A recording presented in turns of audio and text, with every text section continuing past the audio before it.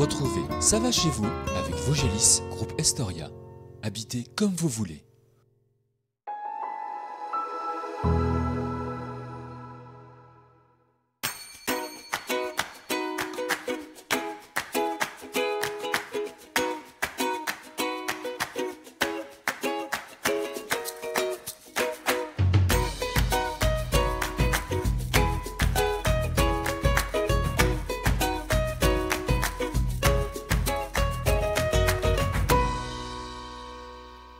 Nous partons non loin de Charmé-Vincé cette semaine pour découvrir le village d'Évaux et Ménil. La commune compte quelques 360 Valménilois et nous partons rencontrer 3 d'entre eux. François Didier Claudel restaure dans son atelier depuis de nombreuses années des poêles en faïence. Il perpétue un savoir-faire qui tente à se perdre.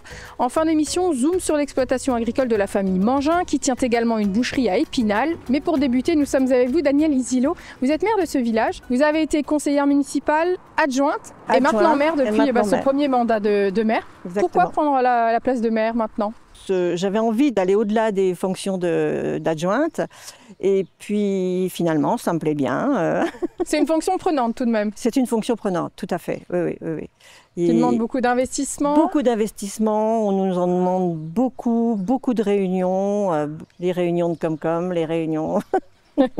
Est-ce qu'on peut être maire d'une petite commune aujourd'hui et réussir à se faire entendre à l'échelon supérieur? Vous parlez de la Comcom, donc on va rappeler que vous êtes rattaché à la communauté de communes de Mirecourt-Dompère. Oui, tout à fait. Oui, bien sûr qu'on peut se faire entendre.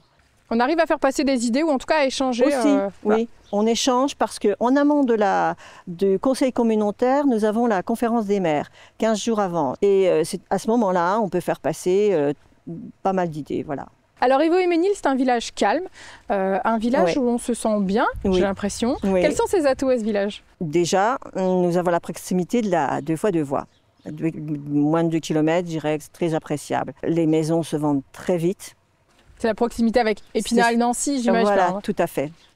C'est un village qui est calme, c'est un village qui a quelques petites entreprises, qui a encore des agriculteurs. C'est un village qui a un foyer, qui a une école. Ça, c'est important, cette école. C'est très important, cette école. On essaye de la conserver. Il y a eu par le passé des petites difficultés? Oui, il y a eu quelques petites difficultés. On a manifesté même. Une école dans un village, aujourd'hui, c'est la vie du village aussi. C'est aussi la vie du village. C'est la vie du village. Nous avons aussi le foyer rural qui participe aussi à la vie du village. Et nous avons à peu près 8 manifestations à l'année. Donc c'est déjà pas mal pour un petit village comme le nôtre. Ce ne sont pas des petites manifestations. Est-ce qu'on peut dire que ça va chez vous aujourd'hui à Évaux et Ménil? Ça va très bien chez nous à Évaux et Ménil. On peut venir s'installer encore à Évaux et Ménil? Oui. Il y a encore un petit peu de place? Un tout petit peu. Parce que malheureusement, le SCOT des Vosges, les cartes communales sont révisées et sont un peu grignotées de manière à... on ne peut plus trop construire, quoi. Donc il faut saisir l'opportunité. Oui, il faut saisir encore l'opportunité tant que la carte n'est pas révisée. On termine sur les projets. Est-ce qu'il y a des projets spécifiques? Alors il y a eu beaucoup de projets qui se sont achevés ces derniers mois. Qui sont terminés, oui.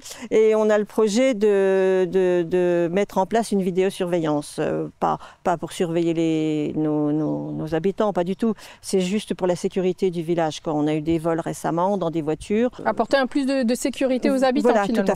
Tout à fait. Et donc, dans tout le village, comment c'est envisagé? Aux 4 entrées du village, à l'école et vers le terrain de jeu. Le terrain de jeu qui est d'ailleurs un projet récent, un projet qui a été terminé aussi. Qui a été fait cette année. Il a été pensé et réalisé. Ok, donc gros projet maintenant, c'est la surveillance du village. C'est la vidéosurveillance. Et c'est prévu pour quand? Dans l'année prochaine? Alors on dépose un dossier pour la fin de l'année pour essayer d'avoir quelques subventions et après, oui, pour l'année prochaine, quoi. Merci beaucoup Danielle pour votre accueil à Évaux et Ménil. Nous partons maintenant rencontrer François Didier Claudel. François Didier Claudel restaure depuis de nombreuses années des poêles en faïence. Aujourd'hui retraité, l'artisan poursuit sa passion et fait perdurer ce savoir-faire qui devient de plus en plus rare. François, merci de nous accueillir. Alors là, on est dans la partie stock. On va aller voir la partie atelier tout à l'heure. Oui. C'est une passion que la retraite n'arrête pas, François? J'ai pas envie, c'est une passion. Voilà, et puis bon, il faut que je me libère de mon stock, tout m'appartient. Vous avez débuté cette activité donc, il y a de nombreuses années, près de 40 ans à peu près, dans un contexte particulier. Mais finalement, c'est un milieu qui vous a beaucoup apporté depuis? Ah oui, ça m'a permis d'agrandir la maison, de restaurer tout, puis beaucoup de rencontres surtout. des présidents, des ministres, j'ai eu des chanteurs, Souchon, Claudia Schiffer, j'ai aussi Chirac. Lui, on se tutoyait avec Chirac. Alors les poêles en faïence aujourd'hui, est-ce que c'est toujours utilisé? Alors il y a eu un déclin, ça repartirait un petit peu à la mode? Ben, j'ai l'impression que ça repart à plein pot. C'est vrai qu'il y a eu un déclin, comme vous dites, quand il y a eu le fioul déjà. Alors là, on en avait à la pelle, mais moi j'étais très jeune. Le top, c'est pas parce que je fais les poêles en faïence. Mais c'est quand même les poêles en faïence. C'est quand même le poêle en faïence. Pourquoi que dans l'Est de la France, vous allez en Allemagne, en Autriche, partout, il y a des poêles en faïence. Là, j'ai un Alsacien qui m'a téléphoné hier, et il veut celui du fond là-bas. Bon, il sait ce que c'est, hein, il n'est pas bête. Hein.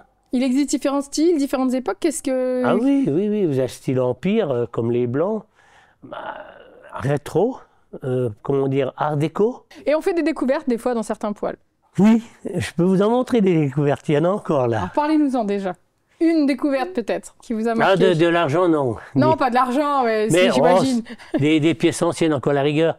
J'ai retrouvé des munitions, j'ai trouvé alors des lettres, un peu. Et donc des lettres cachées dans le poêle alors? Oui. Alors, je les avais gardées par un temps.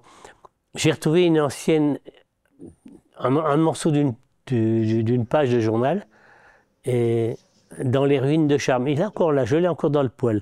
Et toutes des choses comme ça.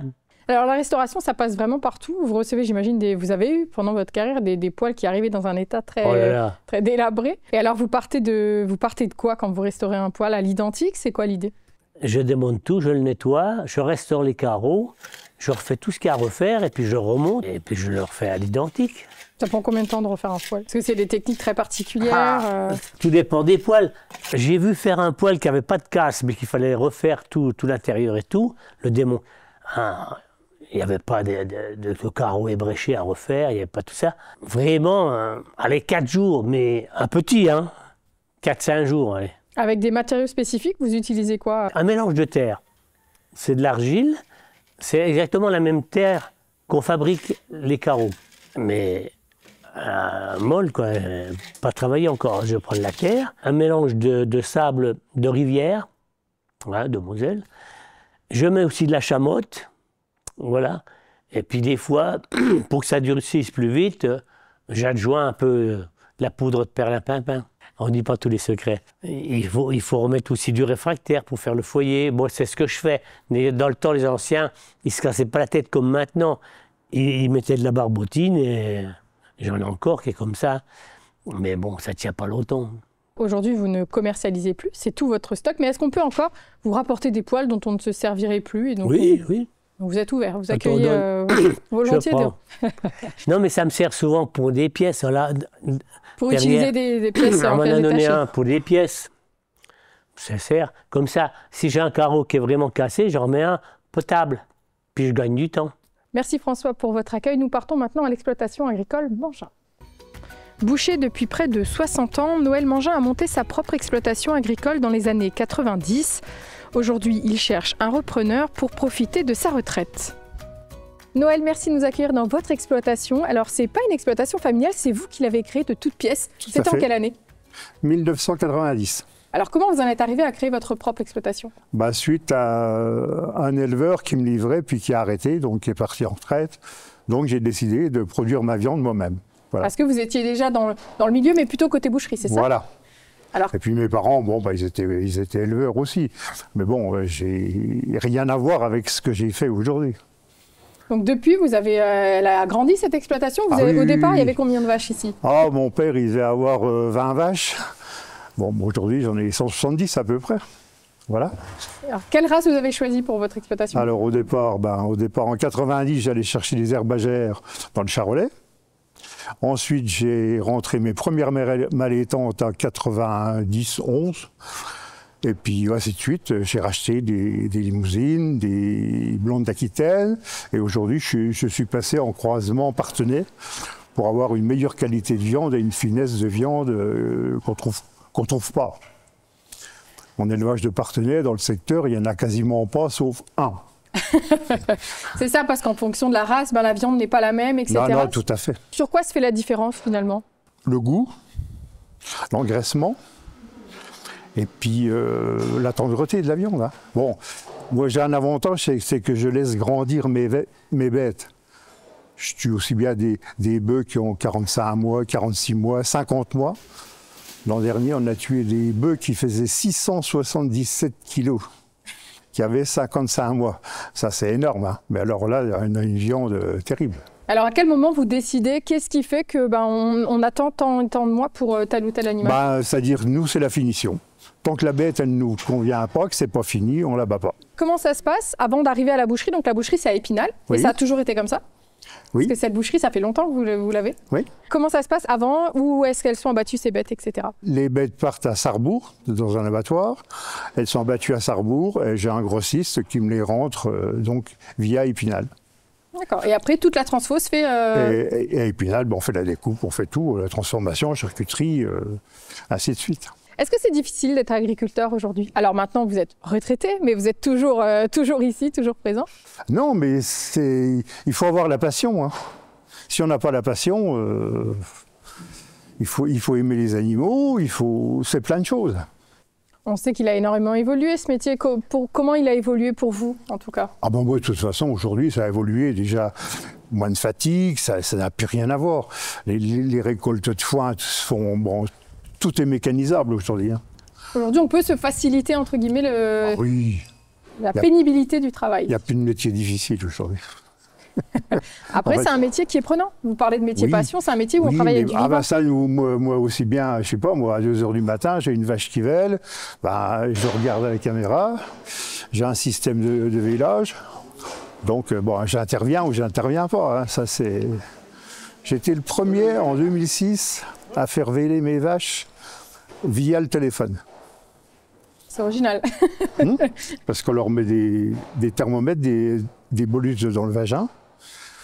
Donc on a les températures le matin, les températures le soir, les vélages probables à 48 heures, les vélages attendus à 48 heures et le vélage. Donc là, on a averti au téléphone. Ça, c'est une évolution considérable dans le métier. Comme elle dirait ma vétérinaire, quand à 2h du matin, il y en a un qui m'appelle, je sais qui c'est qui m'appelle. Aujourd'hui, à Épinal, vous faites quoi? Vous faites tout dans ces boucheries? La boucherie, je fais ma viande de bœuf, la viande de veau, du porc, de l'agneau, de la volaille, toute la charcuterie. Et puis aujourd'hui, on fait beaucoup de traiteurs. Hein. C'est une partie qui a beaucoup augmenté aussi, la partie traiteur? On peut dire aujourd'hui 25 à 30% du chiffre d'affaires, c'est traiteur. Combien de bêtes vous abattez chaque année? On va dire une quarantaine, environ. Et alors là, vous cherchez un repreneur? Comment ça se passe quand on a 75 ans et qu'on est toujours dans sa boucherie? On recherche un repreneur pour la boucherie et je veux bien lui montrer à travailler comment ça devrait être, comment on fait de la bonne charcuterie, comment on fait plein de choses. Et ça, c'est important. Est-ce qu'on arrive à vendre sa viande à un prix juste alors? Parce que c'est un petit peu le débat en ce moment. Oui, les gens aujourd'hui, les consommateurs, dès l'instant que c'est bon, moi j'ai pas de clients qui disent c'est trop cher ou non, là-dessus. Quand la qualité est là, on est prêt à mettre. Exactement. Alors là, c'est bientôt les fêtes de fin d'année. Est-ce qu'il y a quelque chose? Est-ce que vous faites des préparations particulières pour ces fêtes? Oui, alors là, c'est foie gras. On sait très bien faire ça. Saumon fumé et puis langouste et tout ça. Boudin blanc truffé, boudin blanc nature, boudin blanc truffé 4%, qu'on ne trouve que chez Mangin à Épinal. Hein. Mais ça, j'ai pas peur de le dire. Hein. Voilà, des préparations spécifiques pour les fêtes qui... Voilà, il faut faire quelque chose de bon. Écoute, on a envie de goûter tout ça. Merci Noël pour votre accueil ici. Alors et pour terminer notre émission, la question du 6 décembre de notre calendrier de l'Avent. Aujourd'hui à gagner des bières de la Fouillotte, les cookies de chez Marjorie et des calendriers. La question du jour, quel président de la République a côtoyé François-Didier Claudel? Quel président de la République a côtoyé François-Didier Claudel? Et comme d'habitude, pour répondre, c'est sur les réseaux sociaux que ça se passe par message privé sur Facebook. À vous de jouer et je vous dis à la semaine prochaine. À très bientôt.